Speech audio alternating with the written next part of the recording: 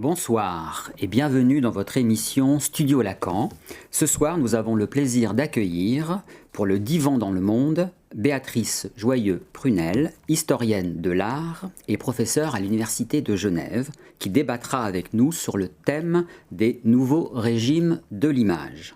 Et pour l'écho de la culture, David Mabille reviendra sur la controverse entre Lanzmann et Didi Huberman suite à une exposition ayant eu lieu en 2001 consacrée à la mémoire des camps, examinée sous l'angle de la photographie.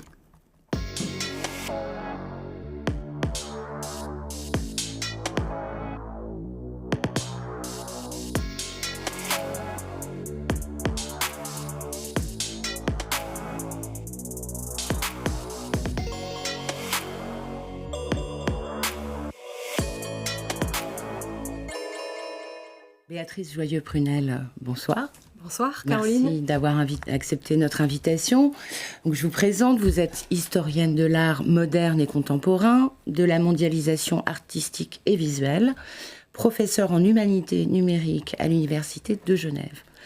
Vos travaux portent notamment sur l'histoire globale, transnationale de l'art, les circulations des œuvres et des artistes, l'histoire des avant-gardes et l'analyse des réseaux et des dynamiques sociales du monde de l'art.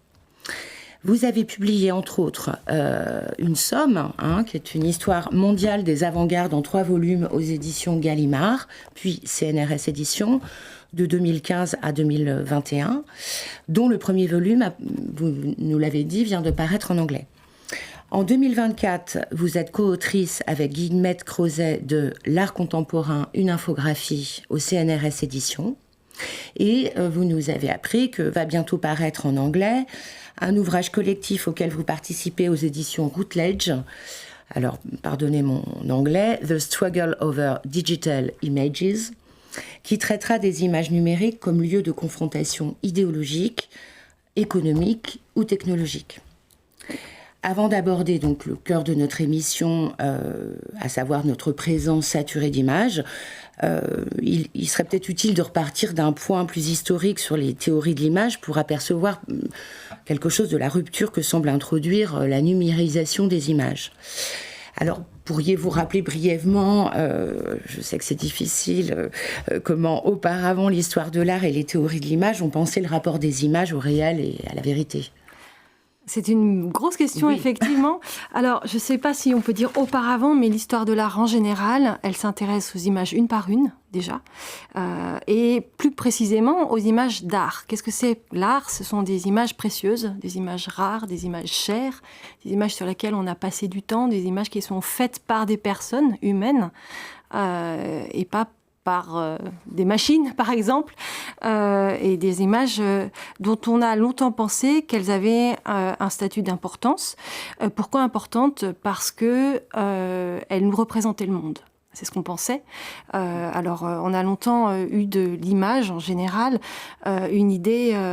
ce qu'on appelle l'idée que l'image avait une fonction indicielle, elle indique le réel, elle nous révèle, entre guillemets, la vérité. Ça a été la prétention de beaucoup de technologies qui fabriquaient des images.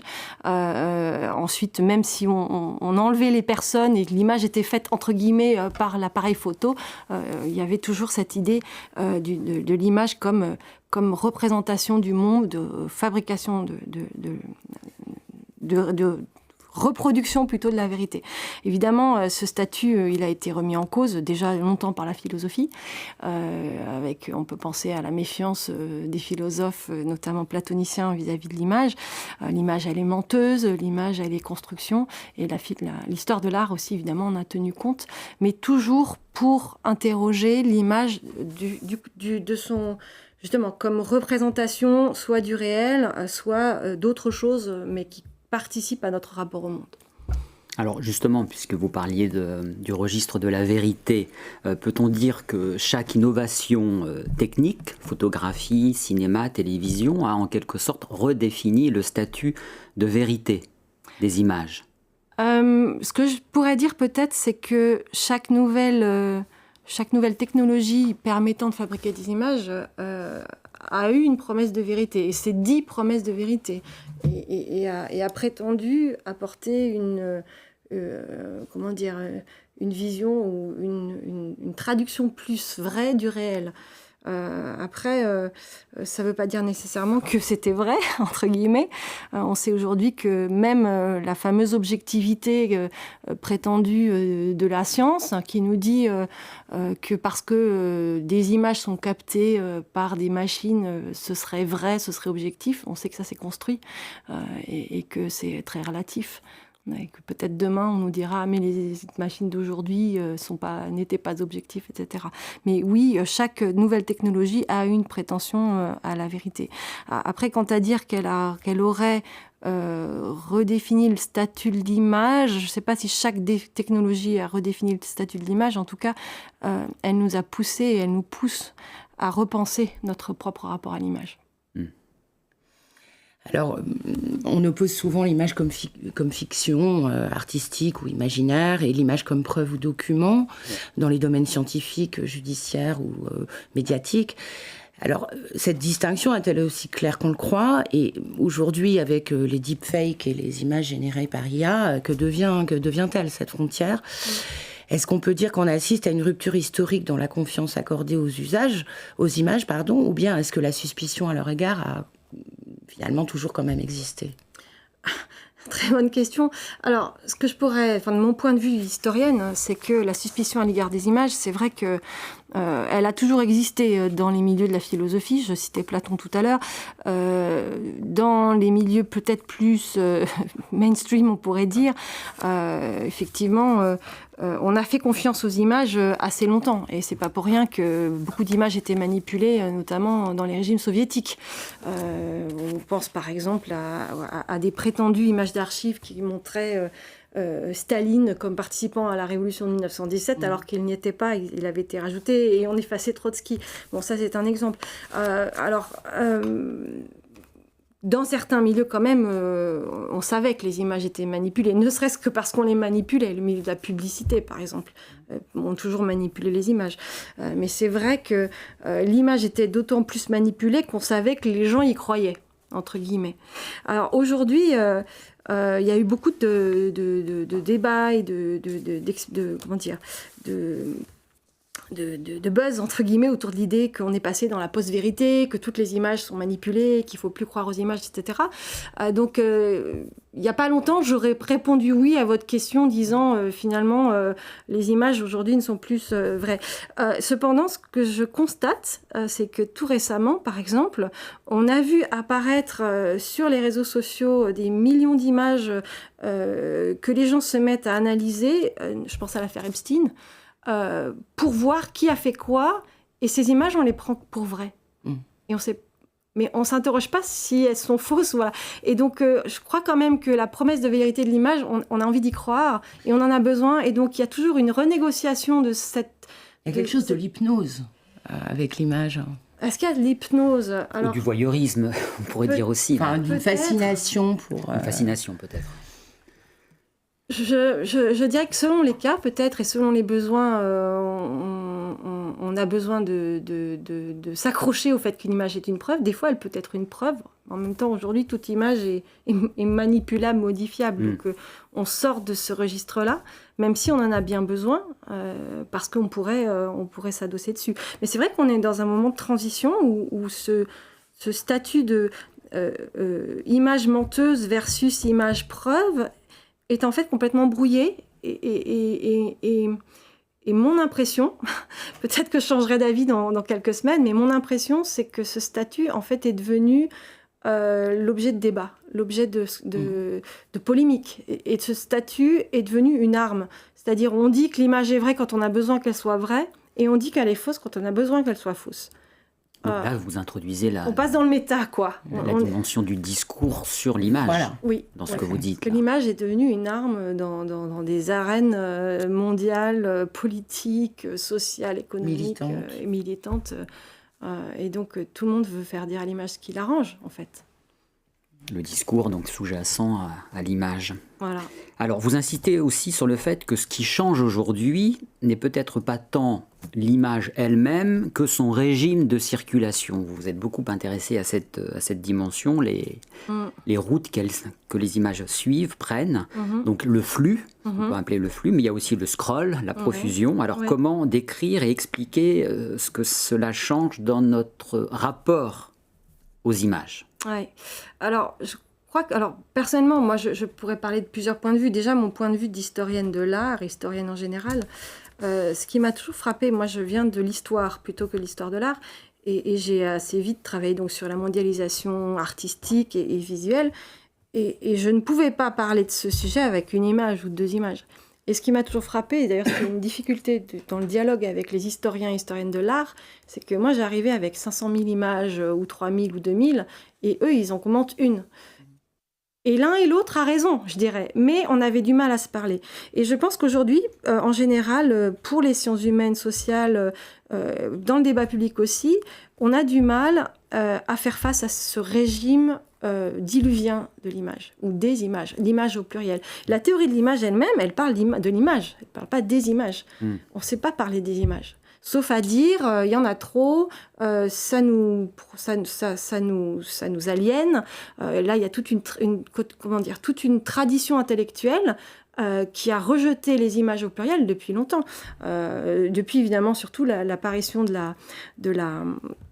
ce qu'on appelait l'industrie culturelle. On pense à l'école de Francfort, à Adorno, Horkheimer, qui ont rejeté l'industrie culturelle, et on pense aussi bien aux avant-gardes du type les situationnistes, qui ont dit l'image nous manipule, on est dans la société du spectacle, etc. Et aujourd'hui, tout le monde est tenté, et moi la première, de continuer dans ce registre-là.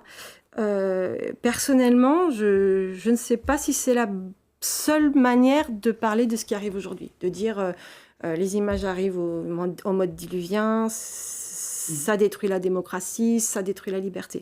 Et donc peut-être que là, justement, il faut s'intéresser à pas que l'image, mais à son régime de circulation, à par où elle passe, où elle vient, comment elle nous arrive. Peut-être ce serait intéressant que vous définissiez un petit peu pour nous dans vos travaux les différents strates de ça, parce qu'il y a les infrastructures, les institutions, les réseaux, mais aussi les idéologies peut-être qui font que les images circulent dans des réseaux militants par exemple, ou dans des réseaux des mouvements.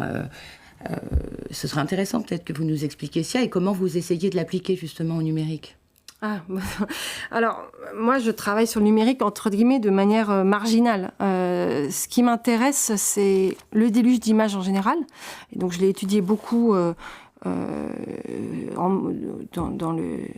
pour l'époque de l'image imprimée, où on pourrait dire aujourd'hui, mais l'image imprimée, on l'a consultée une par une, sauf que c'était quand même perçu comme diluvien. Et c'est pas pour rien que les théories qui ont rejeté l'industrie culturelle, alors elles ont rejeté la télévision, elles ont rejeté un peu avant le cinéma, mais aussi elles s'inquiétaient de tous ces magazines illustrés qui arrivaient et qui bombardaient les gens, la publicité, etc. Et donc je me suis intéressée surtout à ça, et je ne pouvais pas du coup ne pas m'intéresser à l'image numérique. Mais entre les deux, c'est pas la même chose quand même. Alors qu'est-ce qui change du coup, évidemment? Ce qui change, c'est la quantité, c'est la vitesse. C'est-à-dire qu'une image aujourd'hui, on la voit 2 secondes, et on passe, et on en voit une autre, et puis on n'a pas le temps de s'arrêter dessus. D'une part. Deuxième chose aussi, moi quand j'étais enfant, je ne suis pas si vieille, je suis en 77, mais quand j'étais enfant, il n'y avait pas beaucoup d'images dans mon entourage. Alors il y avait des revues qui arrivaient chez les parents, et puis il y avait des livres, il y avait des vieux dictionnaires, mais je me souviens, je découpais les images. Et en fait, j'avais une pratique qui était celle du 19e siècle. Au 19e siècle, les gens, surtout les femmes, les enfants, découpaient les images et les collaient dans des carnets. Le scrapbooking. Le scrapbooking, voilà.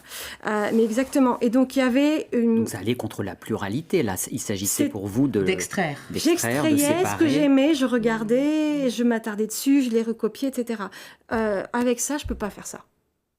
C'est-à-dire qu'il y a des images qui passent. Alors, parfois, j'en trouve qui sont chouettes. Je les tag ou je les like ou je les extrais, je les exporte pour les garder dans mon téléphone, mais je les oublie. Mais il y a pas les retrouver. Mais il y a des éditeurs de mèmes, par exemple, qui permettent de transformer une image.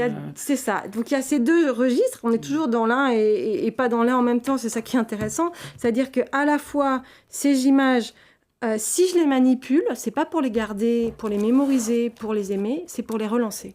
Oui. C'est-à-dire je ne suis plus quelqu'un qui va... Alors, peut-être que je contemplais pas les images quand j'étais enfant, mais quand même, je m'en souviens de certaines images. Je m'en souviens bien. Oui, certaines vous ont marqué. Elles m'ont marqué, exactement. Et aujourd'hui, je les renvoie. Je les reçois, je les renvoie. Ou je les laisse passer. C'est vraiment le flux. C'est le flux, c'est ça. C'est une fonction du flux. Voilà. Mais c'est son statut aussi qui a un peu disparu, le statut de l'image comme une. À travers cette pluralité, elle ne peut plus tellement se distinguer ou se séparer. C'est ça, elle ne peut plus vraiment se distinguer. Elle fait 5 minutes, et puis quelquefois, il y a des images qui font parler sur les réseaux, et puis qui ont leur heure de gloire. Qui ont leur heure de gloire, puis, et ça dure pas. Quelques temps après, on passe à d'autres. Alors justement, il y a une anecdote assez amusante. J'en parlais récemment avec des étudiantes, et qui, elles, sont sur TikTok. Moi, je ne suis pas sur TikTok. Et qui me disaient, mais vous savez quelle est l'image la plus regardée sur TikTok? La vidéo la plus regardée? C'est une vidéo noire. Ah oui. Voilà, c'est du noir. Il n'y a rien. Et là, c'est très intéressant. C'est se dire qu'en fait, ce n'est pas l'image qui compte. C'est pas l'image qui compte. Ce qui compte, c'est que tout le monde l'a regardée, donc tout le monde va la regarder. Alors, on est là, justement, dans cette idée de l'image qui vaut... par le nombre de personnes qui l'ont liké ou qui ont cliqué dessus, etc. Mais le contenu n'intéresse plus. Pas que ce soit la dimension du rien, c'est intéressant aussi. C'est très intéressant. Voilà. Pointer. On arrive dans une espèce de trou noir où toutes les images ont été absorbées. Mais ça, c'est l'image qui est la plus regardée, entre guillemets. Ça veut dire quoi, regarder? Et c'est là qu'on pourrait s'interroger sur qu'est-ce que veut dire regarder aujourd'hui. Oui, ou si c'est l'image qui regarde les personnes qui la visionnent. Ouais. Bon, merci Béatrice Joyeux-Prunel. On va interrompre la discussion et la reprendre pour notre rubrique Écho de la culture.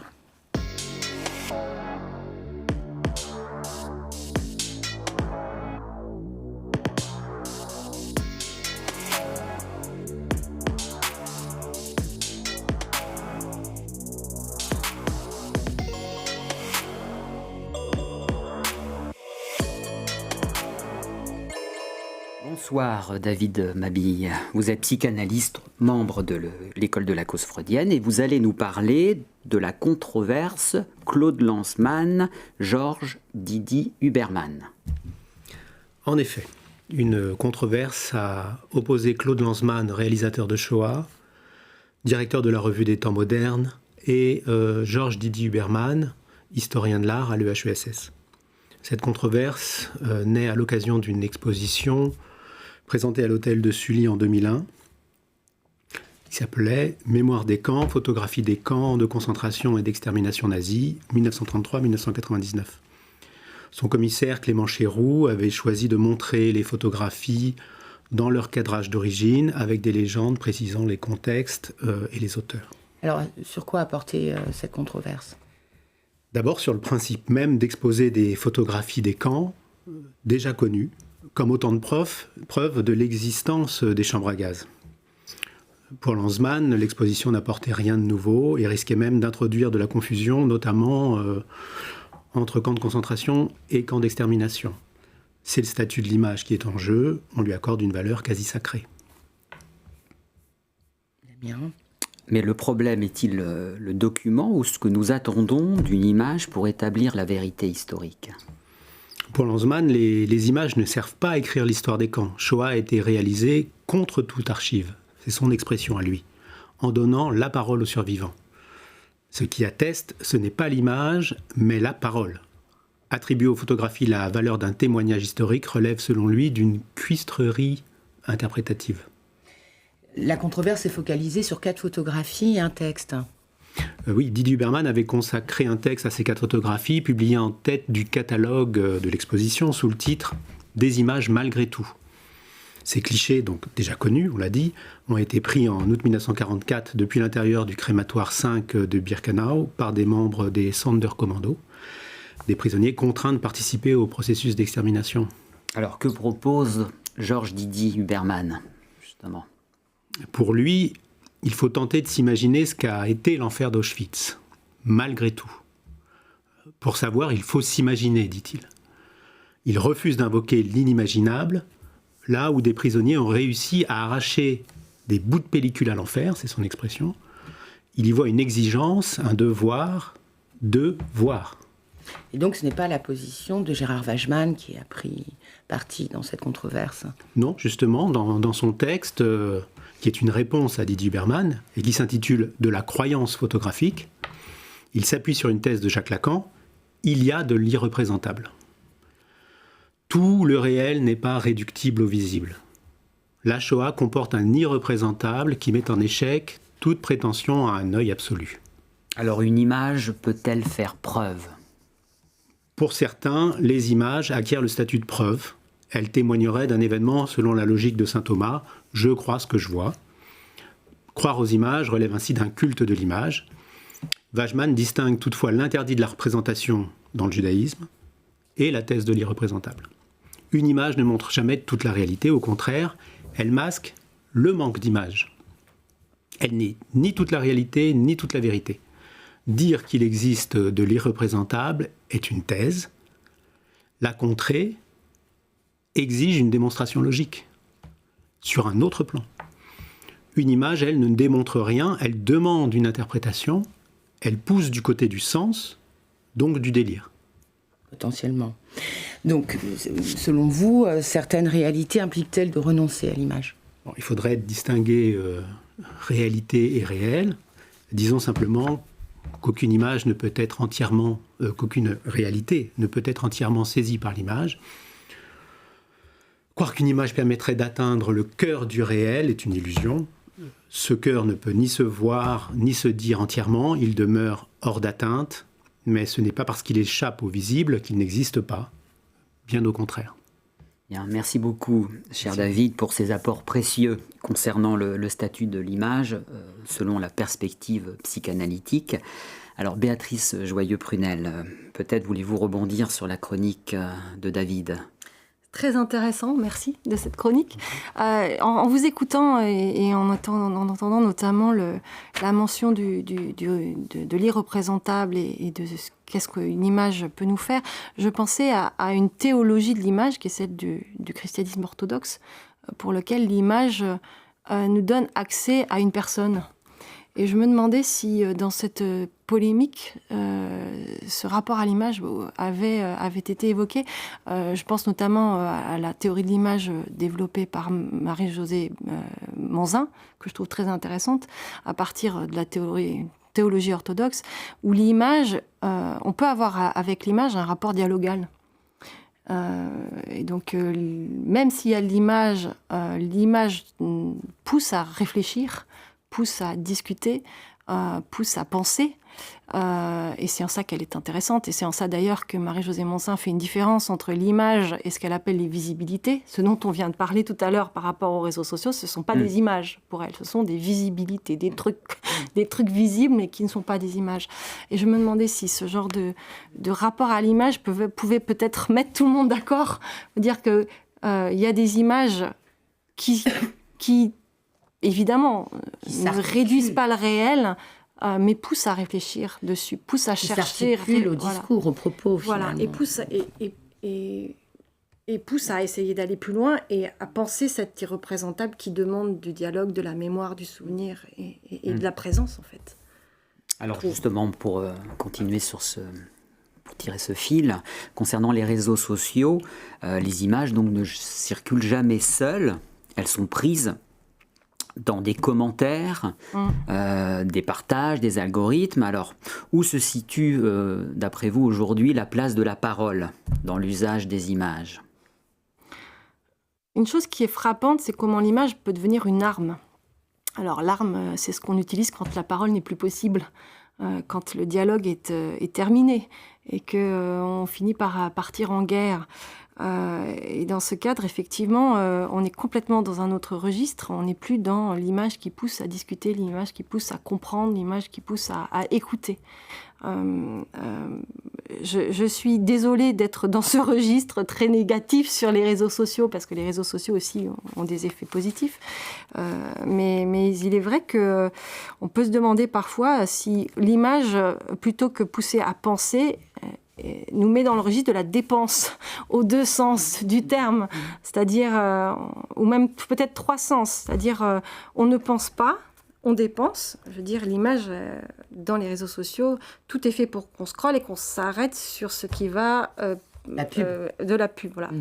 Mes enfants, qui sont des ados normaux, parlent de putaclic, les images putaclic. C'est ces images-là qui sont tellement aguicheuses qu'on va cliquer dessus et que donc on fait gagner de l'argent à TikTok ou Instagram ou autre. Aguicheuse, c'est un terme intéressant. Séductrice. Séductrice. Voilà. Et le troisième sens de dépense, ce serait peut-être aussi... on se dépense plus. Enfin, ce serait la non-dépense. On bouge plus. On bouge plus son corps. On bouge plus son corps, sauf ses doigts. Et ça, c'est un vrai problème de santé publique aussi, d'ailleurs. Rester toute la journée devant son écran ou devant sa télé c'est un vrai problème de santé publique. Pour parler donc de manière pessimiste des réseaux sociaux. Bon. Donc vous rappeliez tout à l'heure combien il était difficile et un peu vain aussi qu'il était difficile de dépasser la dimension de condamnation morale et que ces régimes-là d'images et que c'est un peu vain aussi, c'est de s'en plaindre. Voilà, enfin ça montre aussi un effet où on n'arrive pas à les penser. En fait, il me semble, où on n'arrive pas à penser les phénomènes quand on se situe, pour les techniques, à mon avis, dans le registre de la condamnation morale. Et ça m'a fait penser justement à une lecture qui était celle de ce théoricien canadien Marshall McLuhan sur les médias, que moi j'avais trouvé justement qui arrivait parfaitement bien à dépasser cette condamnation dès qu'il y a une nouvelle technique. Il y a les technophiles, les technophobes. Et lui, je trouvais que son articulation était vraiment très pertinente. Et notamment, il proposait, lui, de penser chaque nouveau média à partir des formes de liens, des nouvelles formes de liens sociaux qu'il produit. Par exemple, l'imprimerie, il a toute une démonstration qui indique que l'imprimerie a créé les Lumières, presque. Enfin, en tout cas, a produit aussi l'alphabétisation des masses et donc l'opinion publique. Enfin voilà, il y a toute une démonstration là-dessus qui est que je trouvais assez pertinente. Qu'est-ce que vous en pensez et est-ce que vous voyez des personnes où vous avez des pistes pour essayer peut-être d'appliquer ça à ce qui nous arrive? Oui, alors effectivement, Marshall McLuhan, il a cette idée que c'est le médium. Il raconte le médium, c'est le message parce que c'est le médium qui forme et contrôle la forme et l'échelle des associations humaines et des actions humaines. Alors, c'est pas positif, c'est pas négatif. D'ailleurs, on a souvent dit que Marshall McLuhan se réjouissait de l'apparition du fameux village global à l'heure de la télévision, qu'il trouvait encore plus émancipateur que la galaxie Gutenberg qui aurait donné la révolution. C'est un peu plus complexe. Il voit aussi les effets négatifs des deux. Mais je crois qu'aucun régime technique n'est plus positif ou plus négatif que l'autre. Parce que si on pense à la galaxie Gutenberg, l'image imprimée, c'est aussi celle enfin, moi, là, je termine un projet de recherche où nous avons étudié des millions d'images dans la presse illustrée, XXe siècle. Et sur ces 16 millions d'images, est-ce que vous savez quel est l'objet le plus représenté? C'est l'automobile. Nous sommes bombardés d'images d'automobiles. C'est pas pour rien qu'on a un problème avec. On disait que c'était une fausse femme. Exactement, voilà. C'est un objet qui bouge, qui est en mouvement. C'est un objet qui, en tout cas, qu'on désire. Voilà, exactement. Alors là, on est dans le capitalisme libidinal, etc. Mais donc, la technologie de l'imprimé n'est pas nécessairement plus émancipatrice qu'une autre, d'une part. D'autre part, le village global, alors ce serait donc le village le régime de l'image numérique augmentée, de l'image télévisée augmentée qui serait l'image numérique. Moi, mon impression quand même, vu ce que je lis et ce que j'entends, c'est qu'on est passé du village global à la bulle de filtre. Voilà. Tout d'un coup, la sphère a diminué.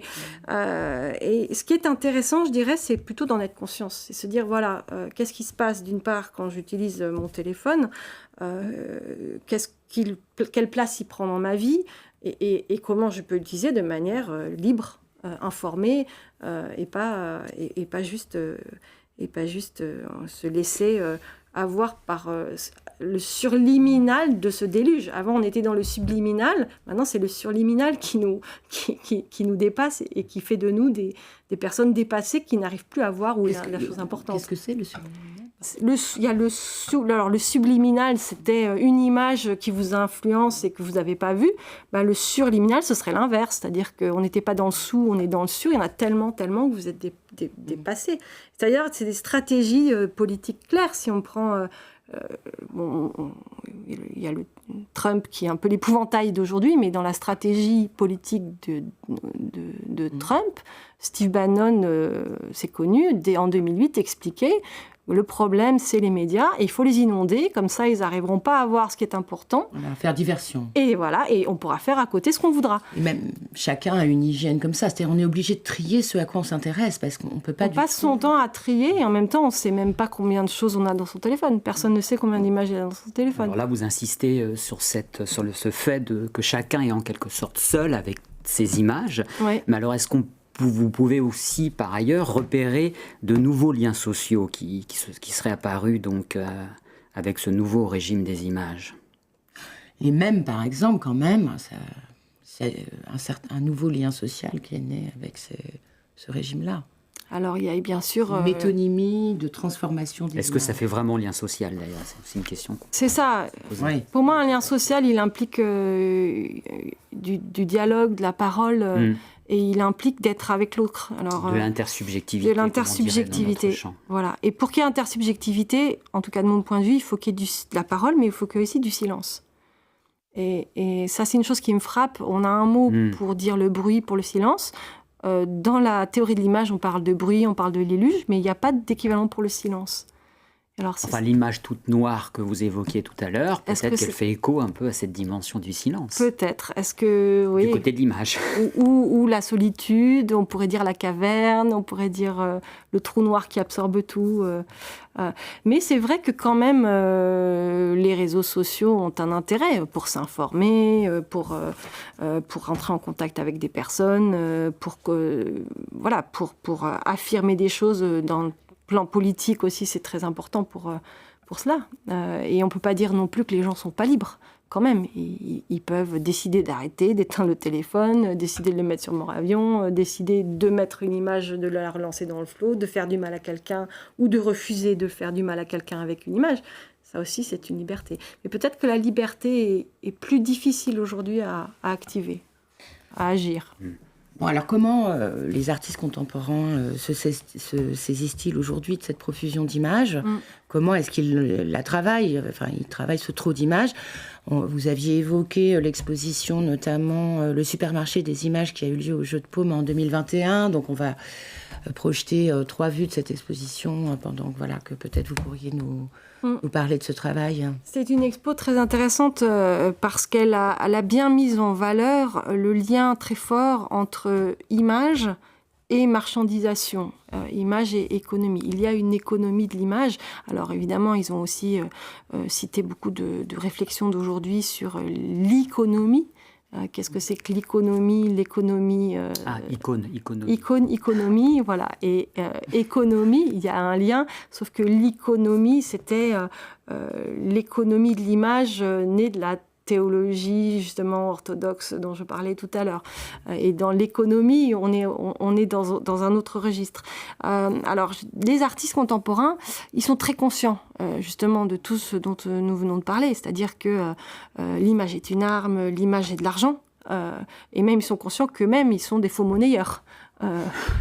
Alors, Picasso était déjà un faux monnayeur. Il fait la colombe, il la donne au Parti communiste, et le Parti communiste récupère les droits parce que Picasso lui donne les droits sur l'image de la colombe. C'est comme ça que le parti a gagné beaucoup d'argent pendant longtemps. Mais donc, ils en sont conscients plus que jamais. Et cette expo est très intéressante parce que justement, elle met cela en évidence, comment beaucoup d'artistes réfléchissent sur voilà, par exemple, le problème des droits à l'image. C'est un vrai problème aujourd'hui. Tout l'argent que oblige à payer des personnes qui n'ont rien fait, sauf d'être soit les ayants droit, par exemple, des images faites par Picasso, soit les ayants droit ou les personnes qui vendent comme Getty Images, qui vendent des images de stars et qui fait payer. Il y a une œuvre que j'aime beaucoup, notamment dans cette expo, qui est un miroir avec écrit Getty Images avec la même police que Getty Images, et donc vous regardez dans le miroir et en fait votre image elle a le tampon et vous devez payer presque. Voilà. Donc ce sont des œuvres qui thématisent ça, à la fois comment l'image est devenue de l'argent et aussi comment l'image circule beaucoup dans un registre de plus en plus diluvien et qui nous dépasse. Alors, Daniel Arras disait « On n'y voit rien », c'est même le titre d'un de ses ouvrages, pour rappeler que justement, pour voir une image demande un travail du regard. Bon. Et aussi un souci du détail. C'est aussi le titre d'un autre de ses ouvrages. « La peinture éblouit, si bien que nous ne voyons rien de ce qu'elle montre », nous dit-il. Alors, peut-on encore voir les images comme on le faisait autrefois ? Ou s'agit-il, comme vous vous y employez, d'apprendre plutôt à voir leur circulation et les enjeux qui les sous-tendent ? Je pense qu'il faut les deux. C'est-à-dire qu'il nous faut une conscience de toutes ces infrastructures, de ce contexte en fait, qui est technologique, économique, idéologique aussi, et social dans lequel circulent les images. Et en même temps, nous devons être capables de décortiquer des images. Par exemple, la pub. C'est un vrai travail de certaines associations, notamment par exemple pour les jeunes filles, de leur apprendre à voir qu'une pub pour un parfum est faite avec une femme qui est complètement photoshopée. Et que la largeur de telle cuisse, ou alors qui n'existe pas maintenant aujourd'hui. Voilà. Donc il faut une éducation. Et il a toujours fallu une éducation à l'image, de tout temps. Donc c'est, entre guillemets, rien de nouveau sous le soleil, et c'est peut-être même encore plus important. Et dans le cas que vous prenez d'une publicité, qu'est-ce qui frappe le plus ? C'est l'image ou c'est le mot même de la marque qui va imprimer ? Beaucoup l'image. C'est pas pour rien que les publicités mettent des femmes dénudées ou des femmes... On en voit tellement qu'on les regarde peut-être plus. Enfin, est-ce que c'est pas plutôt le signifiant, le mot même de la marque qui les deux sont associés, à mon avis. Oui, la stratégie, c'est lu ensemble. Voilà. Exactement. Il faut les deux. Mais surtout quand tu es dans la théorie publicitaire, l'idée que la marque sera désormais associée à la femme magnifique par la personne qui a vu la marque. Et c'est ça l'intérêt. Ou de même que la marque de cigarettes sera associée à l'homme splendide cow-boy sur son cheval dans le Far West. Ça fait partie des associations d'idées qui font fonctionner un commerce. C'est pas pour rien que dans des campagnes publicitaires, par exemple contre le tabac, c'était vers 81-82, une des campagnes a repris l'imagerie qui était celle des marchands de cigarettes, pour l'associer à une idée inverse. Je suis un homme libre, je ne fume pas. C'est intéressant que vous preniez l'exemple des cigarettes. Les images choquantes que l'on voit sur les paquets de cigarettes, on n'a pas l'impression qu'elles aient vraiment beaucoup d'effets, ou pas suffisamment. Probablement, oui, parce que la cigarette est addictive. Mais moi, ça a fait d'effet pour moi, en tout cas. Quand je vois ce genre de choses, je me dis, je suis contente de ne pas fumer. Mais c'est vrai que ça ne suffit pas. Ça ne suffit pas. Voilà, ça montre aussi une certaine limite concernant le pouvoir des images. Très vrai, oui. Donc on a parlé du nouveau régime des images, mais est-ce que ce nouveau régime ne transforme pas aussi quelque chose un peu de notre rapport au corps et de notre façon d'en jouir ? On parle de notre manière de regarder ou d'être regardé, mais aussi il y a les gestes quotidiens de scroller, de cadrer, partager. On évoquait des enfants avant la parole qui ont un magazine papier, mais qui font le geste du scroll sur le magazine papier. Ouais. C'est, avant même de parler, leur corps est articulé par ça. Et même le corps des adultes. Hier, j'étais chez des amis dont un est relativement âgé. Il me montrait une photo et il s'est mis à faire ça sur la photo, à essayer de la zoomer. Voilà, et c'est un réflexe que je pourrais probablement avoir moi aussi. Donc effectivement, notre corps est modifié, est influencé par les technologies. Et c'est vrai de tout temps. Alors moi, que j'aime bien demander à mes étudiants, c'est comment elles miment le téléphone. Comment vous mimez un téléphone, par exemple? Mimer? Ouais. On fait comme si on en avait un sans en avoir un. Comme ça, Moi, je mettrais plutôt... Moi, je fais ça. Moi, je fais ça. C'est plutôt la voix qui m'intéresserait plus. Je fais à l'ancienne. Alors, l'ami d'hier, il fait ça. Ah oui. Voilà. Et alors, j'ai demandé à mon mari, lui, il fait ça. J'ai l'impression qu'il était dans les années 20 et pourtant il n'est pas beaucoup plus âgé que moi. Mais je ne sais pas si c'est par rapport à étudiants, quand vous dites que c'est peut-être parce que c'est plus la voix qui nous intéresse que l'image. Intéressant, mais c'est pour parler de la manière dont les médias changent notre rapport au corps, nos gestes. Mes étudiants, ils font ça. Et je trouve ça très intéressant parce que pour moi, c'est un geste d'oreiller. Ah oui, c'est collé à la peau. Et je me suis demandé ce que ça pouvait signifier dans leur rapport à cet objet. C'est presque un câlin qu'ils font à cet objet. Donc effectivement, je sais pas, c'est peut-être un doudou. Mais effectivement, nos gestes changent. Et évidemment, quand les gestes changent, ça dit beaucoup de notre rapport à l'objet et de nos rapports à ses usages. Mais aussi, le corps change. En ce moment, je m'intéresse à la mondialisation par l'image. Et donc, il y a toutes ces théories qui disent que nous sommes devenus des images. Et notamment, je réfléchissais quand on prend un selfie, le selfie est une image mondialisée.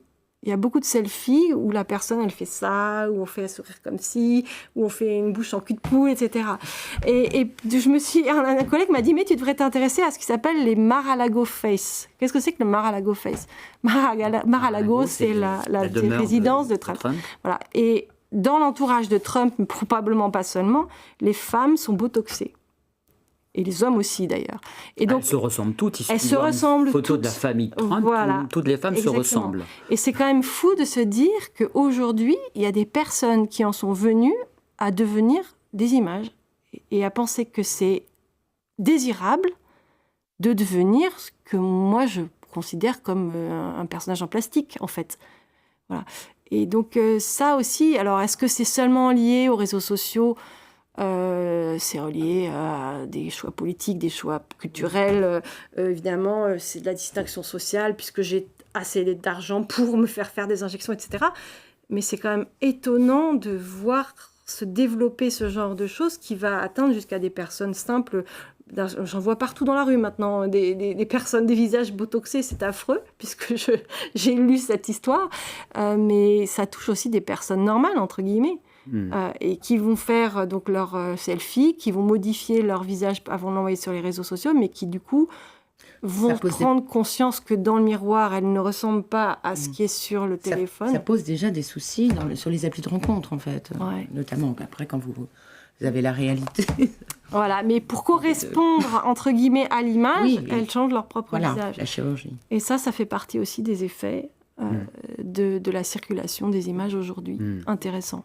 Ça ne veut pas dire qu'hier, on n'était pas non plus en train de travailler notre visage. Il y a eu des modes, il y a eu des manières d'être aussi qui étaient influencées par les images qui circulaient, mais c'est peut-être un peu plus accentué aujourd'hui. Alors peut-être une dernière question. Dans votre ouvrage à paraître, vous consacrez un chapitre au crypto-art. Oui. Alors pourriez-vous nous expliquer ce que recouvre précisément ce terme ? Et en quoi ce phénomène éclaire-t-il, selon vous, les nouveaux régimes de circulation et de valeur des images aujourd'hui? Oui, alors le crypto-art, c'est en gros une manière de singulariser un fichier numérique, une image numérique ou une vidéo ou un son, etc., par un tampon, on va dire, indélébile unique numérique que l'on met sur la blockchain, la fameuse blockchain qui permet donc ensuite de retracer exactement où le fichier est passé, qui l'a possédé, etc. Et ça a été assez vite donc appliqué à l'art numérique et ça a été non pas une promesse de vérité cette fois, mais une promesse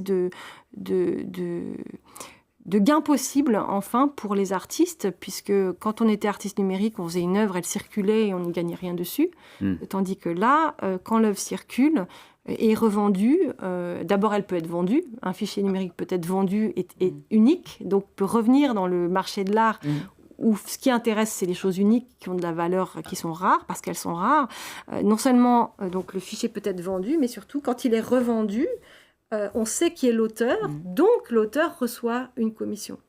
Et donc c'était une promesse là je dirais, de possibilité de vivre ou de survivre pour les artistes grâce à l'art numérique, alors que jusque-là, l'art numérique, c'était plutôt quelque chose de gratuit presque, sauf le mettre sur des vidéos avec des écrans pour le matérialiser et le vendre ainsi, comme, je dirais, plutôt une installation.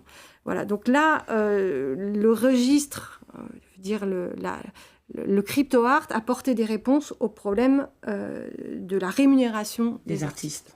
Voilà. Et moi, ce qui m'intéresse dans le crypto-art, c'est comment, en fait, il révèle tout autre chose, notamment la mise en place d'une espèce de lutte mondiale des élites enrichies par justement le crypto-art et par la blockchain, qui se sont mis à collectionner des œuvres, à les vendre aux enchères, à enchérir dessus, avec des effets de désir mimétique et d'imitation, de concurrence entre un milliardaire et un autre, qui sont très intéressants d'un point de vue, je dirais, histoire de la géopolitique culturelle. C'est ça qui m'intéresse, avec quand même derrière, je dirais, il y a eu une bulle sur le crypto-art. Au moment où les prix ont commencé à augmenter, les artistes se sont dit, mais tiens, moi je vais pouvoir gagner de l'argent dessus, donc je mets une œuvre. Sauf que quand un artiste met une œuvre, il paye à la plateforme. Mais qui gagne de la plateforme, ce sont les grands collectionneurs qui ont fait monter les prix. Et donc ce que je trouvais intéressant, c'était ce système un petit peu où finalement les artistes, on leur fait des promesses, mais il y a très peu d'artistes qui gagnent à ce jeu-là.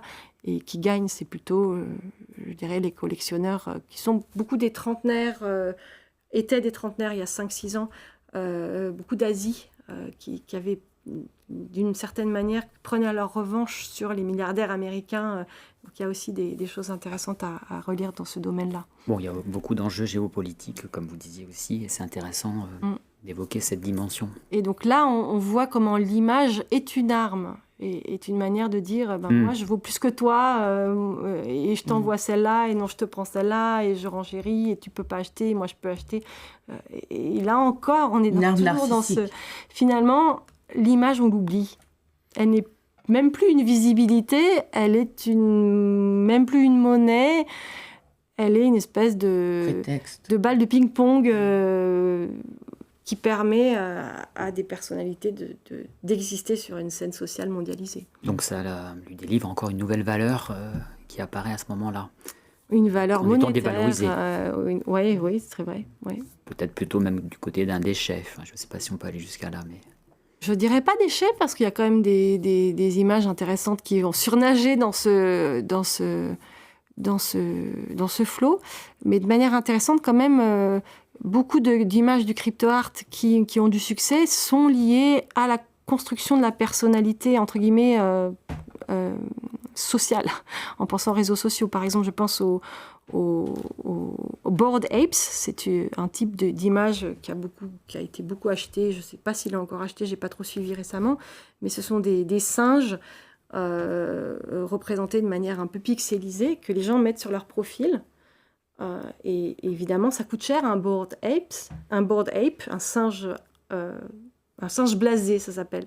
Et donc, une personne qui a un singe blasé sur son profil X, Twitter, il a plus de valeur parce qu'il l'a acheté 10 000 euros ou 20 000 euros. Donc là encore, on est dans une manière de l'image de dire la valeur de la personne. Mais qu'est-ce que c'est que la valeur de la personne si la valeur, c'est juste le prix qu'elle a payé pour une image qui parle d'elle?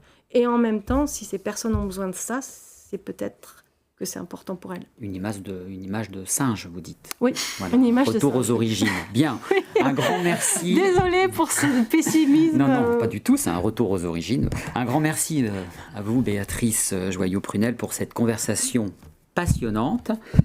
C'est à présent la fin de notre émission. Merci de l'avoir regardé. Studio Lacan donc revient samedi prochain à 18h30 pour une nouvelle émission.